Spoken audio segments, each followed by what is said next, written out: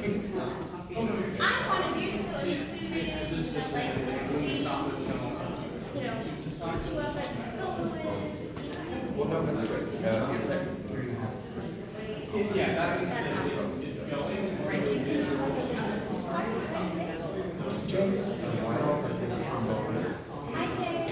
Katrina Schmidt, she does a lot of localized vocals.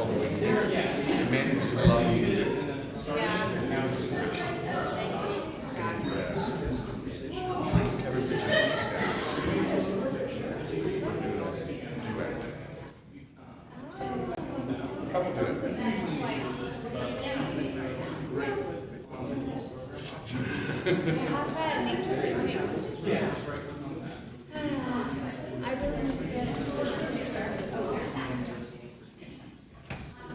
And that's just simply Just double check.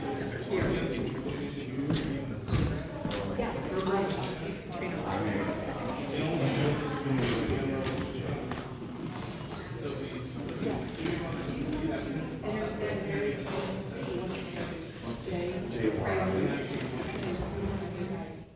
we were sitting so,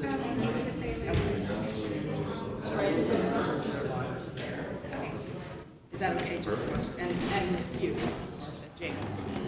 He's alone. Yes, hi, Nicole. Okay, this is very big. Sorry. What do you call yourself today? You know, Okay. So I'm so observed, so you're pretty. I guess so.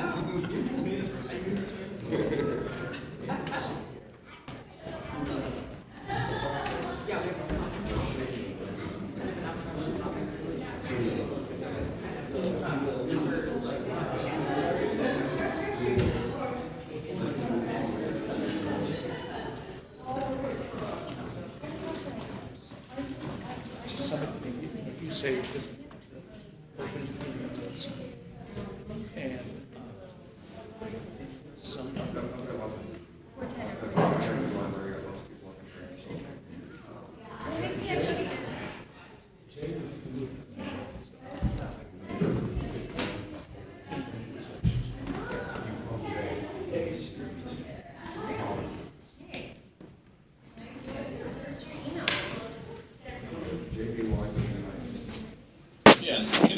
Señorita Mare.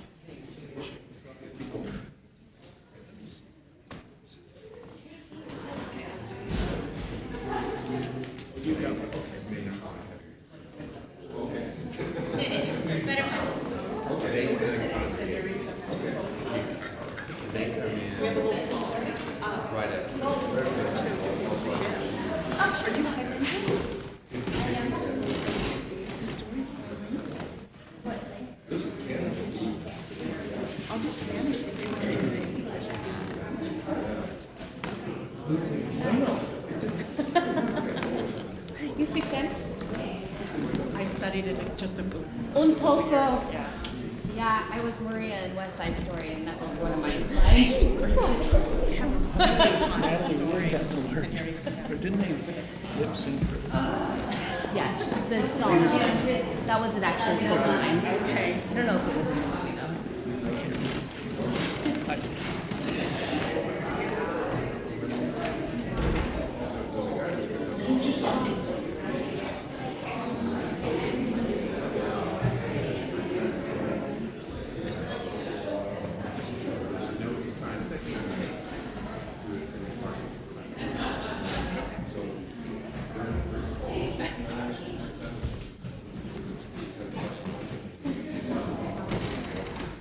Yeah, I'll be right there. Do you want us to bring another? Or I can stand. We can stand.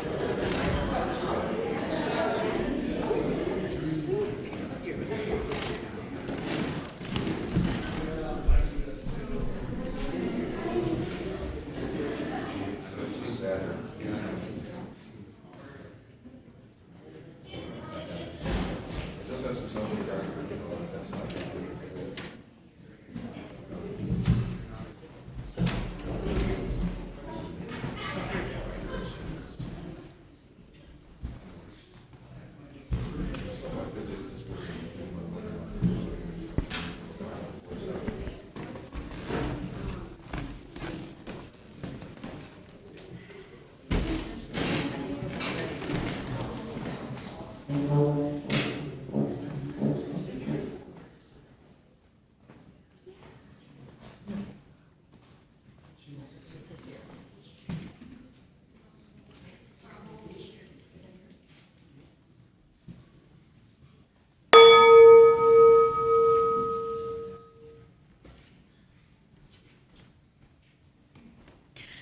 morning.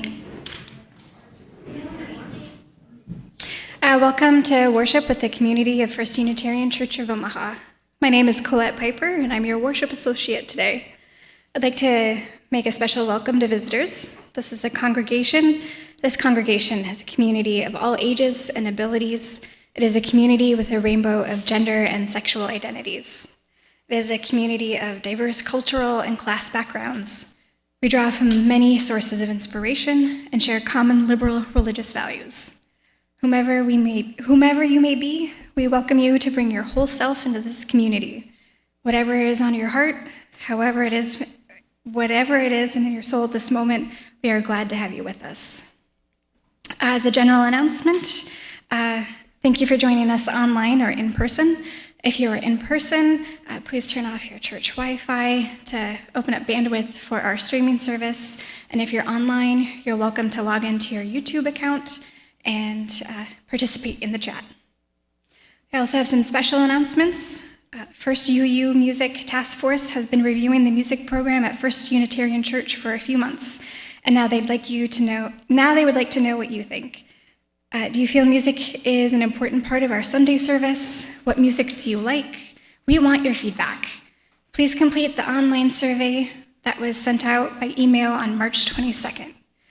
Also, the all-church stewardship brunch will be held on Sunday, March 26th, directly after the service. That's 2 weeks from today.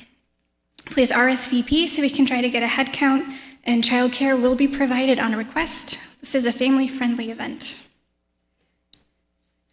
Also, it is appropriate to acknowledge that the First Unitarian Church of Omaha occupies the traditional treaty lands of the Omaha and Otoe-Missouri tribal nations, whose sovereignty existed long before the state of Nebraska.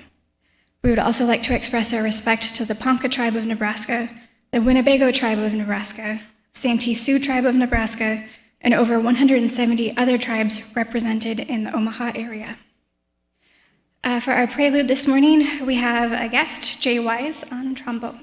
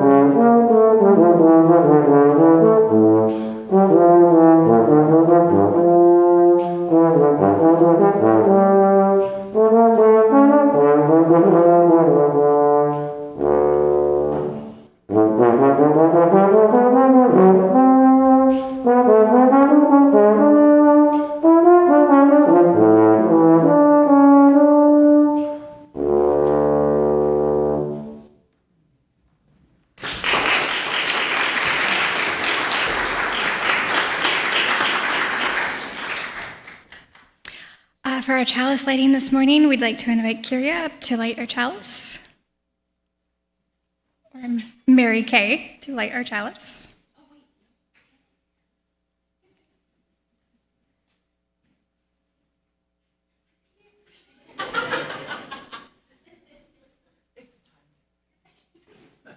If you'd like to join me in the chalice lighting words, there's a copy in the front cover of your hymnal.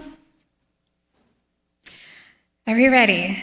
Spark of the Spirit, cupped in earth's embrace, light of love, alive in all creation, as we kindle this flame, we rekindle our connection to the sacred web of life. Our call to worship this morning is How Strange and Wonderful by Edward Abbey. How strange and wonderful is our home, our earth, with its swirling vaporous atmosphere, its flowing and frozen liquids, its trembling plants, its creeping, crawling, climbing creatures, the croaking things with wings that hang on rocks and soar through the fog, the furry grass, the scaly seas. How utterly rich and wild. Yet some among us have the nerve, the insolence, the brass, the gall to whine about the limitations of our earthly fate and yearn for some more perfect world beyond the sky. We are none of us good enough for the world we have. For opening hymn, it's number 44, We Sing the Golden Mornings.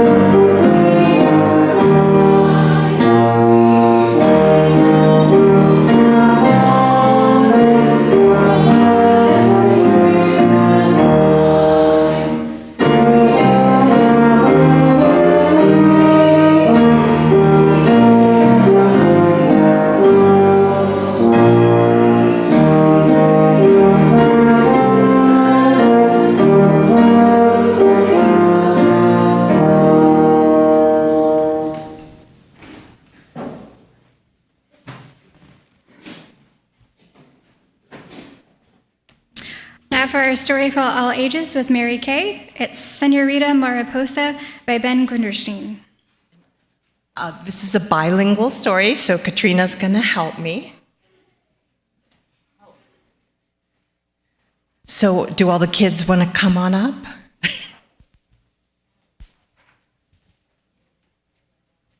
It's going to be fun, I promise. We have a fun song to go with it, too.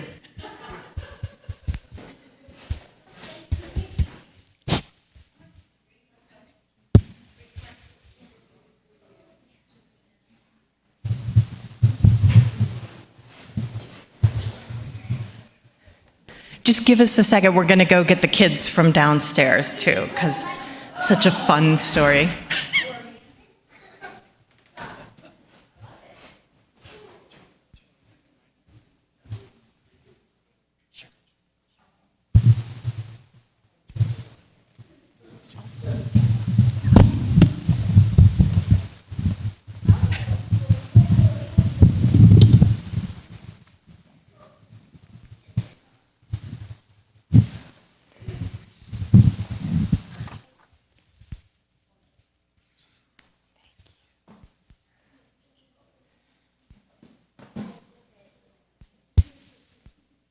All right, now for today's story,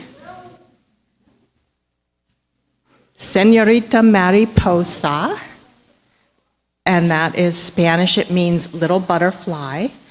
And so last week we kind of learned about metamorphosis and how butterflies start out as caterpillars, and then they turn into chrysalis, and then they turn into adult butterflies. And our story today is going to talk about butterfly migration. Hello, come join us. We're talking about Señorita Mariposa. Okay. We might have some other people join us. So, Señorita Mariposa, and we're going to talk about the great migration that the butterflies make all the way across North America down to Mexico. Little butterfly. Just do the whole Little butterfly, you just caught my eye, little butterfly flying through the sky. Pequeña mariposa, llamaste mi atención, pequeña mariposa, volando por el cielo. I love to see you in the trees playing with the bumblebees. Your pretty orange wings make me want to sing. Me encanta verte entre los árboles, jugando con los abejeros, tu bellas alas anaranjadas, me inspiration a cantar. And speaking of singing, we have a little song that the author, his name's Ben Gundersheimer, also known as Mr. G. So we're going to listen to his little butterfly song. Hit it, Oliver. Señorita mariposa, tú eres muy hermosa. Señorita mariposa, tú eres muy hermosa. Do you guys want to dance? Te quiero a ti. Little butterfly, you just caught my eye. Little butterfly, flying through the sky, So happy you're alive. con tus alas preciosas. Cuando te posas en la rosa. Your pretty Little wings, they make me wanna sing. Señorita mariposa, muy hermosa. Señorita mariposa, muy hermosa. Que quiero a ti. That's it? All right. Did we do this? Yep. We did? Okay. Yep. Next one. Señorita Mariposa, tú eres muy hermosa. Señorita Mariposa, tú eres muy poderosa. Tú quiero a ti. Little butterfly, you're so beautiful. Little butterfly, you're so powerful. I love you.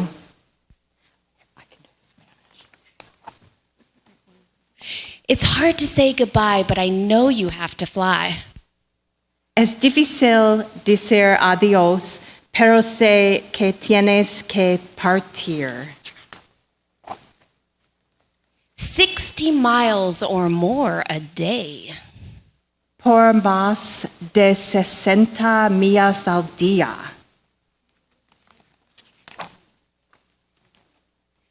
We will see you on your way.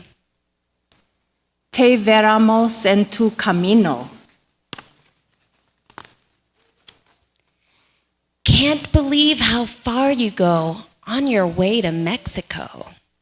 No puedo creer lo lejos que vas en tu camino a México. Over mountains capped with snow. Sobre montañas cubiertas de nieve. To the deserts down below. A los desiertos abajo. Then one day, a great surprise, there's a flash across the sky.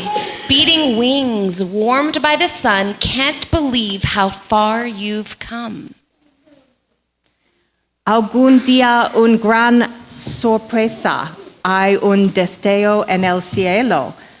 Las alas calentadas por el sol No puede creer cuánto has viajado. Tú eres muy valiente, tú eres tan fuerte. Tu viaje es un milagro, te admiro mucho. You're so brave. You're so strong. Your journey is a miracle. I admire you so much. What a bright and brilliant sight. Monarchs filled me with delight. How nice to have a million friends. The butterfly fiesta never ends. Señorita Mariposa, tú eres muy hermosa. Señorita Mariposa, tú eres muy poderosa. Que te quiero a ti. Little butterfly, you're so beautiful. Little butterfly, you're so powerful. I love you. And then the last thing the author says is, wherever we live, let's do everything we can to protect the monarchs and this one precious planet that we all share. Thank you.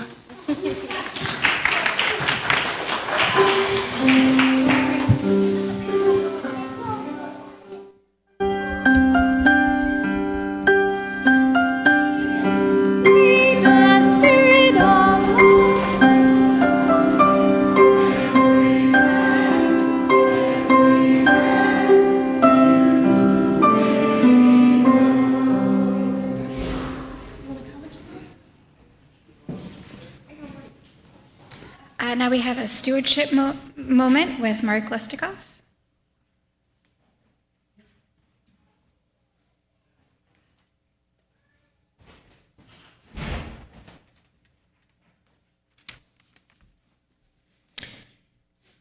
First Unitarian Church of Omaha, you and I go way back. I first stood in this pulpit in 1975. Actually, I think it was that one, but I was less afraid of heights back then. It was Youth Group Sunday. I delivered a creation myth that I had created. I pledge because I want our youth programming to thrive. For many years, I was a friend of the church, attending an occasional movie and discussion or Sunday service. I pledge because I have learned and grown by participating. Over the years, my sister, Susan, my father, Jack, and my mother, Yvonne, have been members. Yvonne died in 2014. Jack died in 2015. I pledge because I have felt the warm embrace of this caring community when I needed it. I signed the membership book in 2015. I pledge because it is the responsible thing to do. Since then, I have worked on the sister church team, the Right Relations team, the minister search team, the ministry team council, and the board of trustees. I pledge because you have shown me that I can be a leader. As First Unitarian lives out Unitarian Universalist values within and outside these walls, we need your participation, your leadership, and your pledge. We need you to thrive. To thrive, we need you.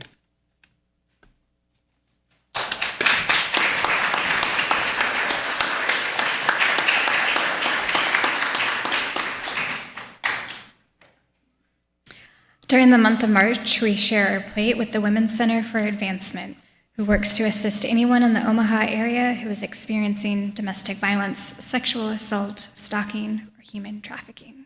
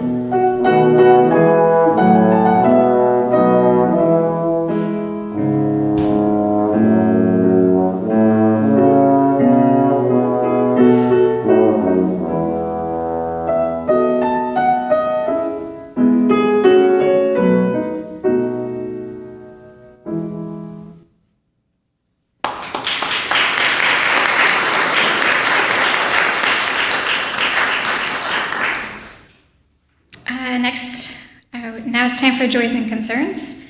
We do have one entered from the church website from Catherine Plumley. She'd like to share first a joy. She had a wonderful visit with her mom last week, and her nephew took his first steps. One concern to share: my friend's mom was diagnosed with kidney cancer. They are still in the early stages of testing, but strength is needed for them. And I think we have a few coming in online. Colin?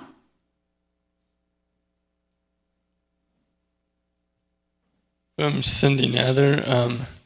A friend of mine was, she says that a friend of hers was one of the first people in the area to be diagnosed with COVID.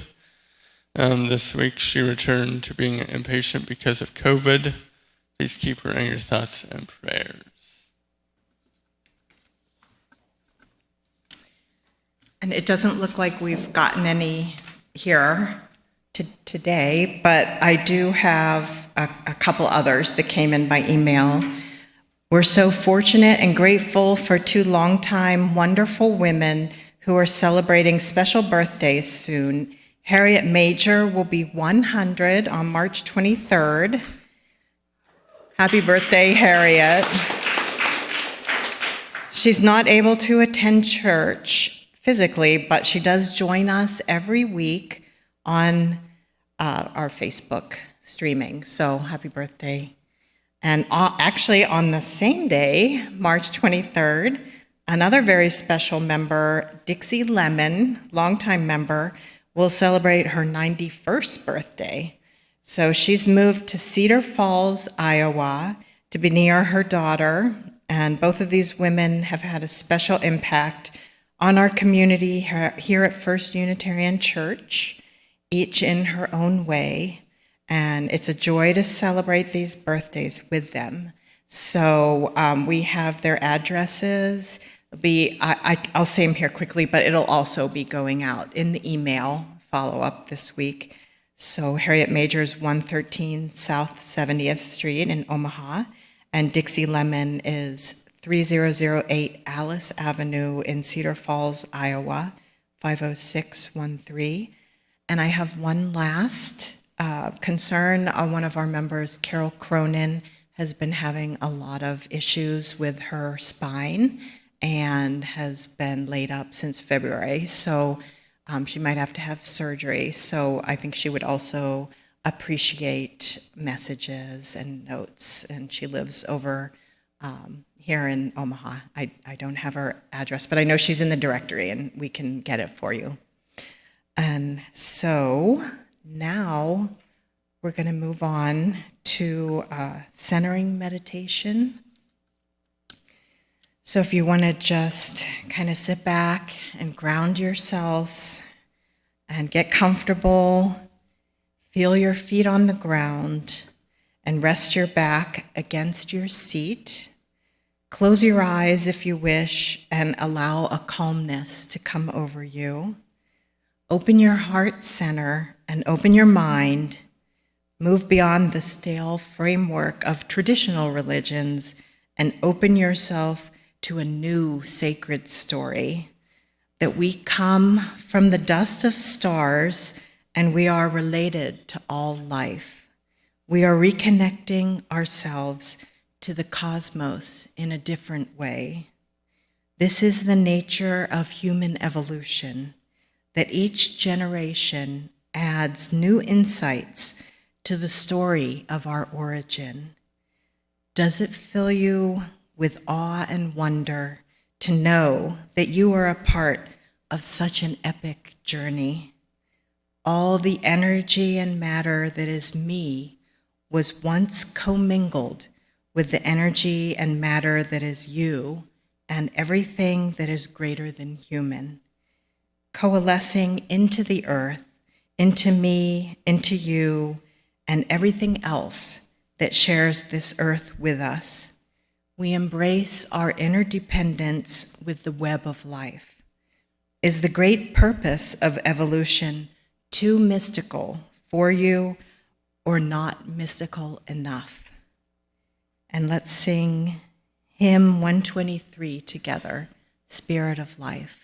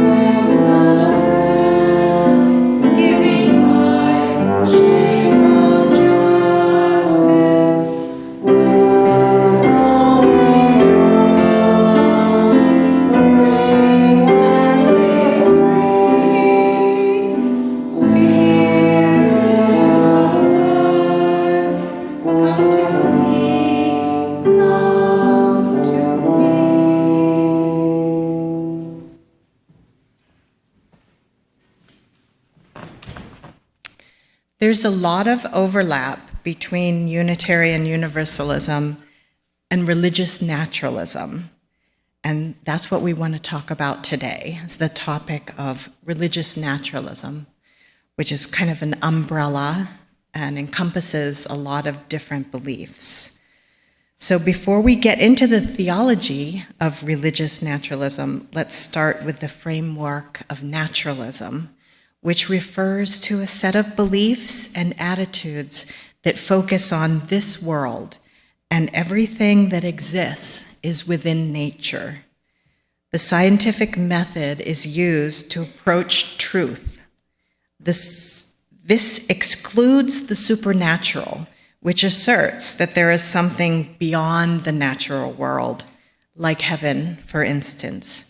Religious naturalism is a theological framework which includes a deep sense of reverence for the natural world and helps us to find meaning and purpose in our lives.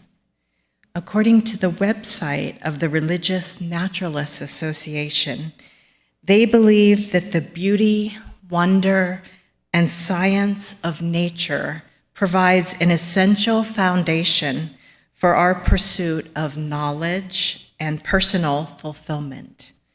Their process theology, which provides a fundamental human connection to story and ritual, includes the epic story of evolution. This is everybody's origin story, a shared story for all beings, human and more than human. This is the tool that helps us to connect with the world around us. It is the ground of being which we all inhabit, this earth. Shared rituals can include the observance and celebration of solstices and equinoxes, which divide the seasons. Those are examples of the stories and rituals that are meaningful and valued by religious naturalists. The realm of religious naturalists can include pagans, atheists, agnostics, humanists, and even Buddhists. And that's why it seems relevant to Unitarian Universalists today. We all think of biology, chemistry, and physics as part of the scientific understanding of nature. But art and culture is also a part of understanding the natural. Art and culture are ways in which we process our experiences of life. They are used as ways to communicate with one another and also used to cope with, survive, and thrive from our experiences in life. And importantly, art and culture also help us to express this deeply felt sense of reverence.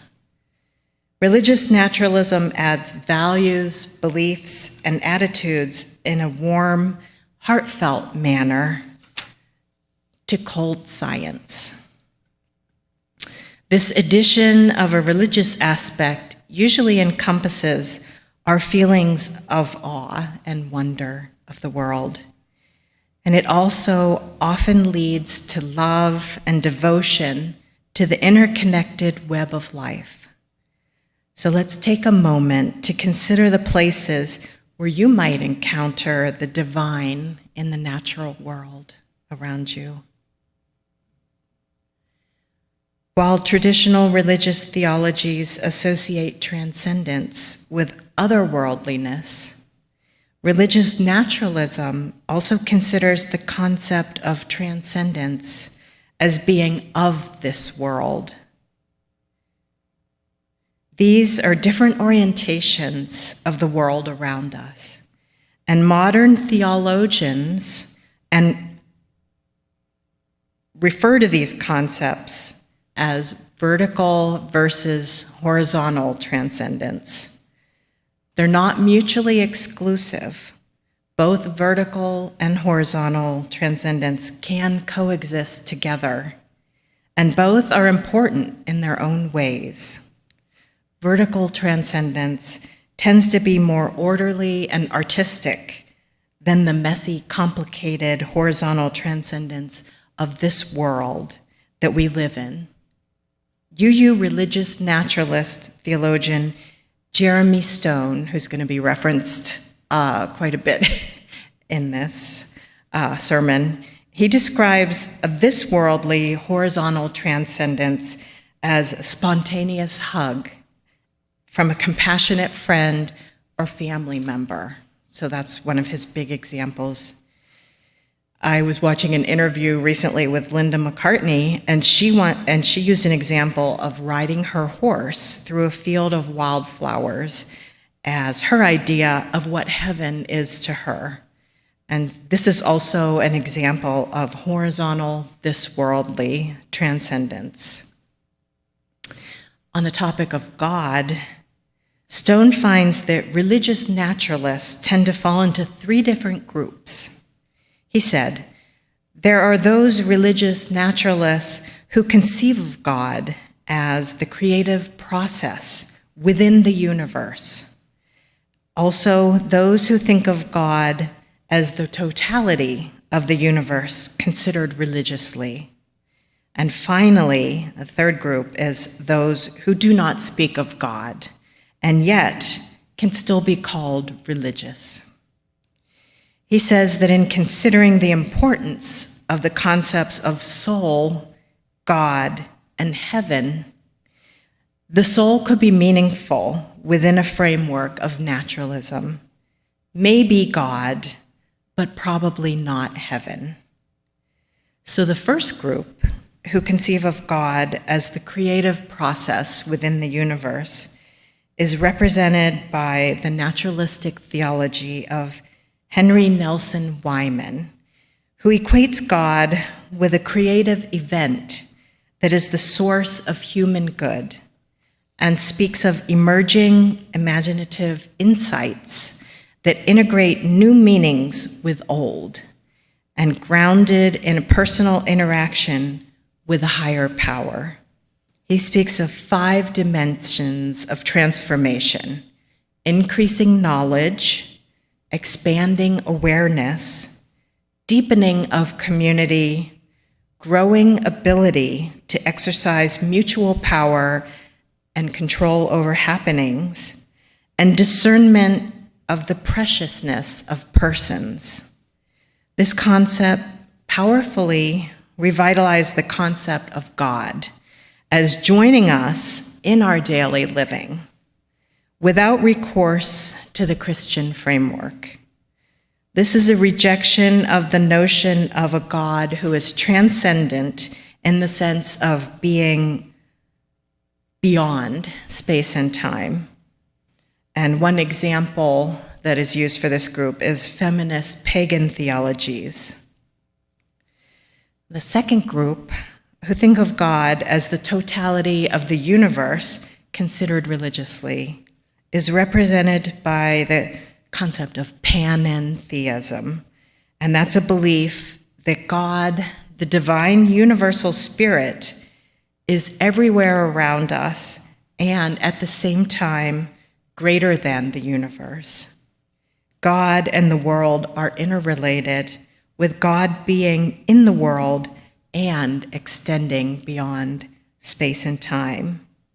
And this is loosely identified by the web of life. That terminology was created by a theologian that subscribed to this type of teaching. And that term has kind of been adopted and widely used by Unitarian Universalists. And also early Zen Buddhists that traveled to the West also relied on this term to correlate their religious beliefs into Western theological definitions. So Buddhists are sometimes used as an example of this second group. Okay, and now Dave is actually going to talk a little bit about the history of transcendentalism and the third group.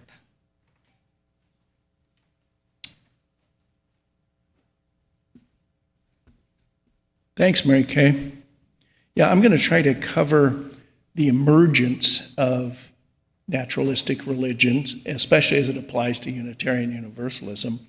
And thirdly, I'm going to talk a little bit about that third group that Mary Kay referred to just a minute ago. So some of the earliest prototypes of religious naturalism emerged in the early 19th century. The founding of American Unitarianism was largely the result of a number of ministers and congregations who became dissenters within the Congregationalist churches, particularly in and around the Boston area. They were breaking away from the Trinitarian views held by the mainstream Congregationalists, thus giving us our name, Unitarian, as in one, based on the idea of one God. These dissenters saw the Trinity as a kind of man-made contrivance, the role of which is still important. Jesus is important, and spirituality is important, but Jesus' status was not seen as supernatural, thus one God. There was a popular characterization, which you still hear once in a while, of Unitarians at the time, and as I said, even contemporary times, states that Unitarians believe in the brotherhood of man, the fatherhood of God, and the neighborhood of Boston. We're part of that westward movement that was even a little more liberal thinking than the East Coast types. When this particular church was founded back in the 1860s. One of the founding fathers of Unitarianism, William Ellery Channing, considered to be, as I said, one of the founding fathers. He formalized the break in his sermon from 1819 called Unitarian Christianity. Not surprisingly, Unitarians know this is coming, controversy, not unfamiliar with our denomination, came about in the this new denomination called Unitarianism barely 10 years after the formal founding of the American Unitarian Association in 1825.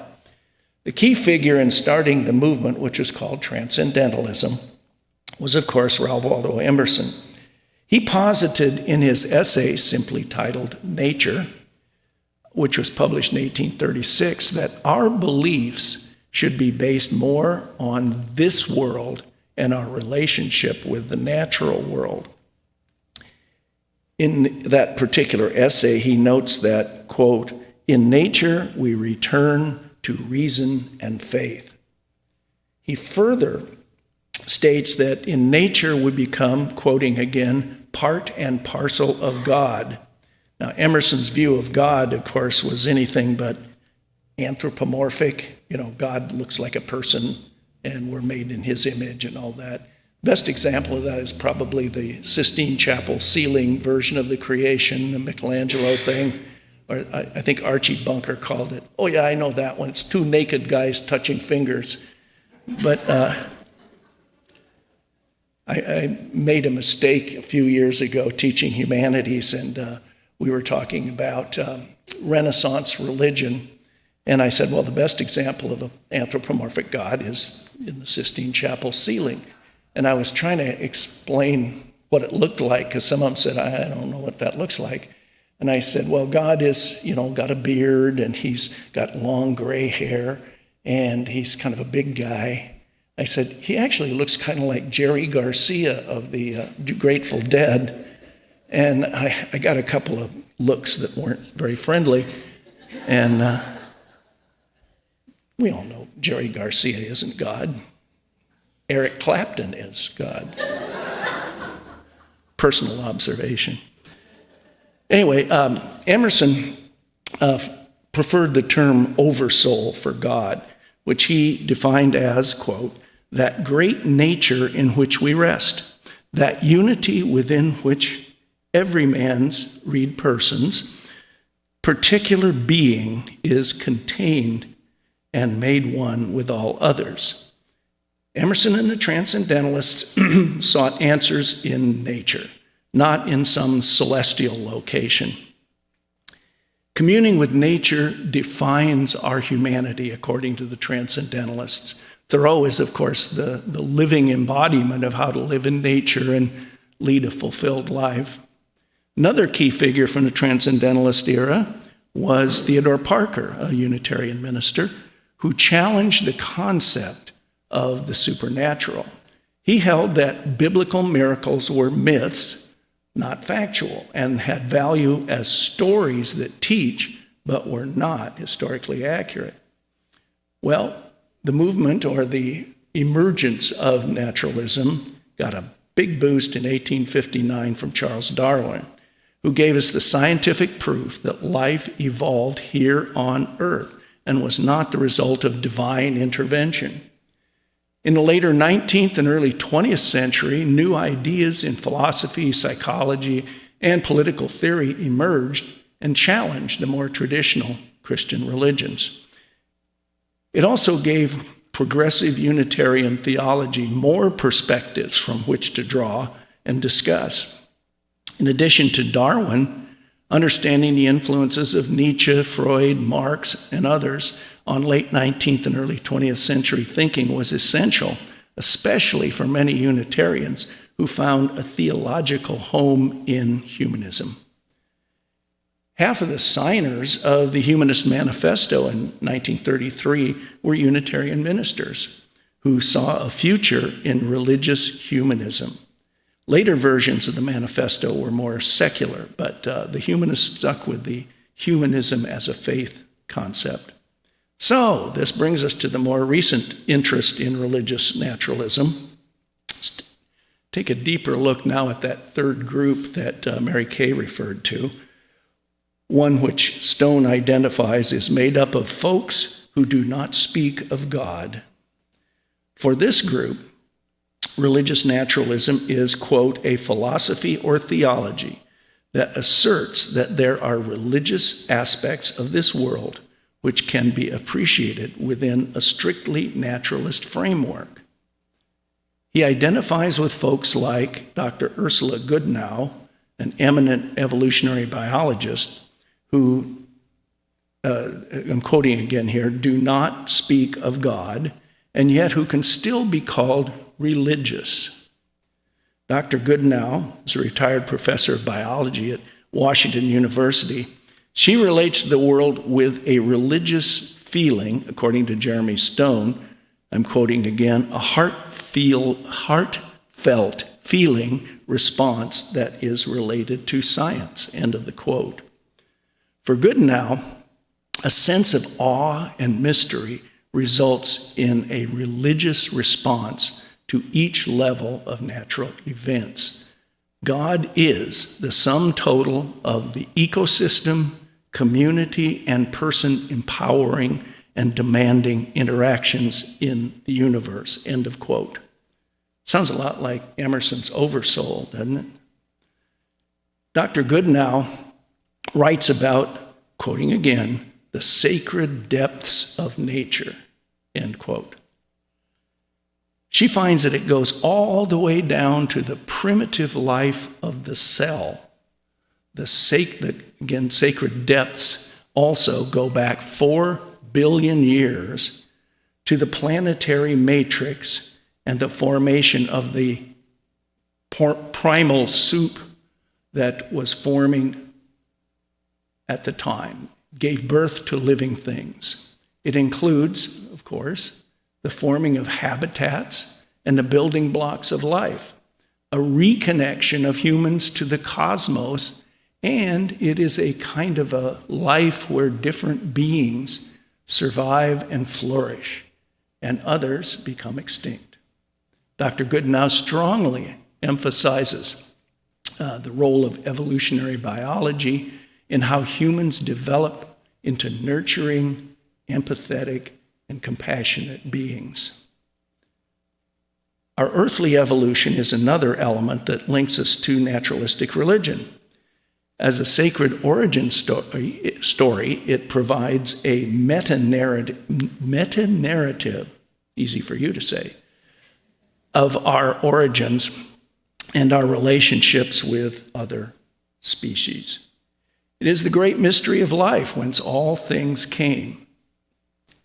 Religious theologian Michael Calton puts it this way: horizontal transcendence, remember Mary Kay referred to that, finds its anchor in life rather than mind, thus displacing human consciousness from its privileged place. There is no cosmos posited apart from the historically ongoing one within which we find ourselves. Nor is mere life apart from ongoing living at whatever level it is considered.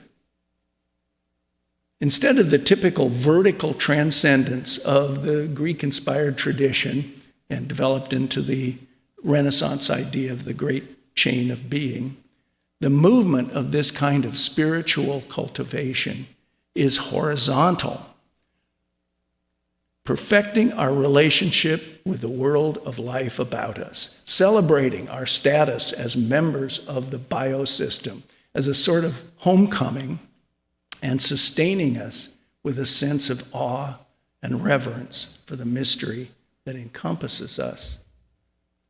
Goodenow does not go so far as seeing the sacred in inanimate objects in nature. This version of naturalistic religion is sometimes called animism. However, she does say that rivers, mountains, and even volcanoes invoke the spiritual in us, and that they should be seen as essential partners in shaping the planet and sharing it with us. Another aspect of the form of religious naturalism is what has come to be called the environmental ethic. This notion, which flourished in the 1970s and continues nowadays, gave birth to a new lens for understanding our relation with nature. Basically, it is defined as the discipline in philosophy that studies the moral relationship of human beings to nature and a new equal morality, and the value of a moral aspect in environmental science.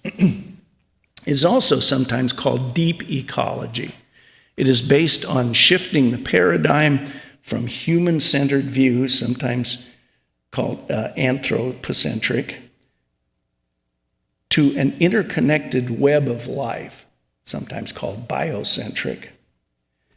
Many proponents of the environmental ethics see it as promoting a spiritual relationship with the earth, a kind of green spirituality. Well, I hope we've kind of covered the questions that we are posed by religious naturalism, and we hope that further discussion will go on individually and group-wise. So, we turn now to our closing words. They come from Brian Swimmy. The deep truth about matter is that over the course of 4 billion years, molten rocks transformed into monarch butterflies, visual aid, and stretches back through other life forms and into the stars, back into the beginnings of the primeval fireball.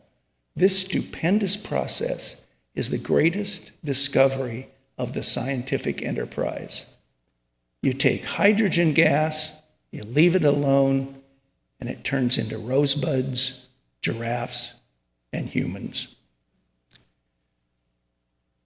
Our closing hymn is number 343, A Fire Mist and a Planet.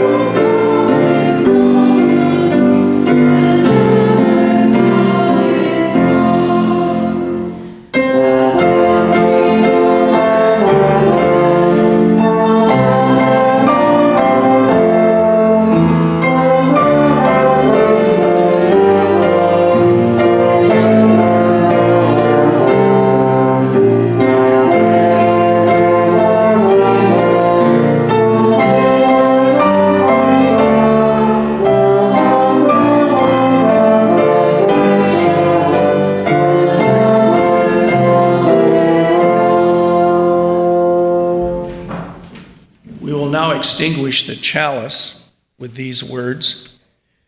We extinguish this flame, but not the light of truth, the warmth of community, or the fire of commitment. Those we carry in our hearts until we are together again. One quick announcement.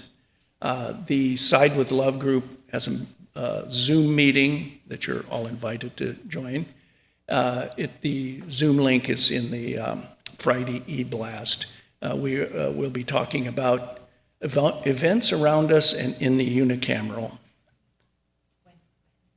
Oh, 4:30 this afternoon. Thanks.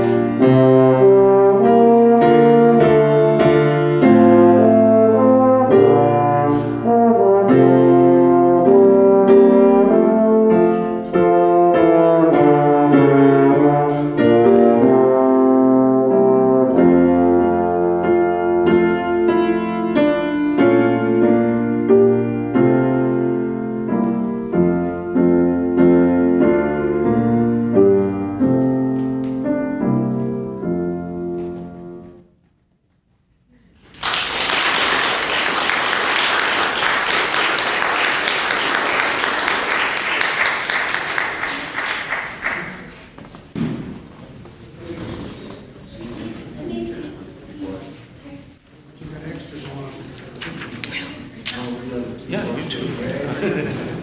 Did we really? I was